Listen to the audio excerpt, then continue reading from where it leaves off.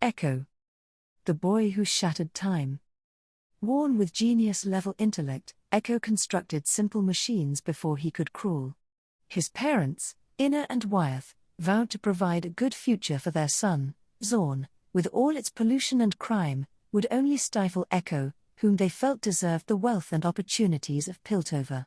Throughout his youth he watched his parents age beyond their years, toiling for too many hours under dangerous conditions in suffocating factories.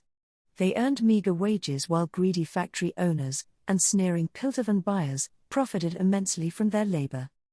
It would all be worth it, they reasoned, if it meant their son could one day rise to the city above. Ekko saw things differently. Beyond Zorn's flaws, he saw a dynamic place overflowing with energy and potential. Zornite's industry, resourcefulness, and resilience stirred a hotbed of pure innovation. They had built a thriving culture from catastrophe, and flourished where others would have perished. That spirit captivated Ekko, and spurred him to a youth of wild invention and innovation. He wasn't alone. He befriended scrappy orphans, inquisitive runaways, and eager upstarts. Zornites tended to eschew formal education in favor of apprenticeships, but these lost children of Zorn looked to the labyrinthine streets to be their mentor. They wasted time in glorious, youthful fashion, foot races through the border markets, or daring climbs from the sump to the promenade. They ran wild and free, answering to no one. One night, on a solo trek into the rubble of a recently demolished laboratory, Ekko made an astonishing find, a shard of blue-green crystal that glittered with magical energy. Every child of Zorn heard tales of Hextech, said to power weapons and heroes alike. Such a thing had the potential to change the world, and now he held a broken one. He scrambled to find more pieces, but the crunching footfalls of Tech-Ed-Up enforcers told him he wasn't the only one looking.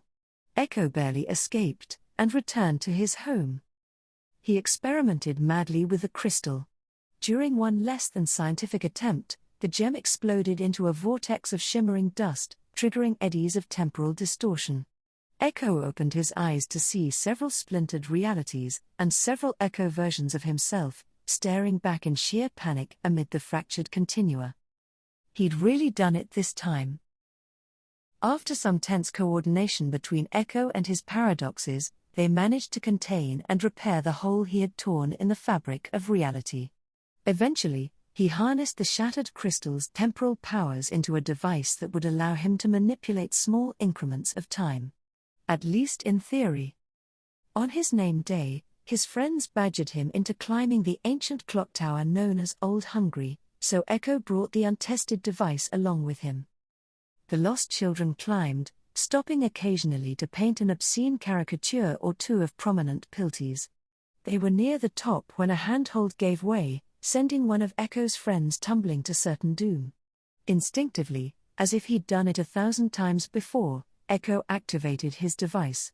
The world shattered around him, and he was wrenched backward through swirling particles of time. Then Ekko was back, watching his friend reach again for the same rotting plank. The plank broke, the boy fell.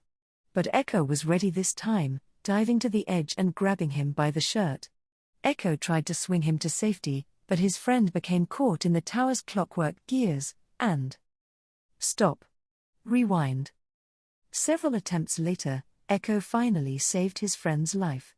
But to his crew, Ekko's supernatural reflexes had saved their friend before anyone even realized the danger. He told them about the crystal and made them swear to secrecy. Instead, they dared each other to new heights of foolishness, knowing Ekko had the means to pluck them out of danger. With each trial, and so much error, the time-warping device, which Ekko dubbed the Zero Drive, grew more and more stable. The only limit was how many do-overs his body could take before exhaustion set in. Ekko's time-bending antics have made him a person of interest to some of Zorn and Piltover's most inventive, most powerful, and most dangerous individuals. But his only interest is in his friends, his family, and his city. He dreams of the day when his hometown rises up to dwarf the so-called City of Progress, when Piltover's golden veneer will be overshadowed by the towering ingenuity and relentless spunk of a Zorn born not from generations of privilege, but from sheer daring. He may not have a plan yet, but he's got all the time in the world. After all, if Ekko's Z drive can change the past, how hard can it be to change the future?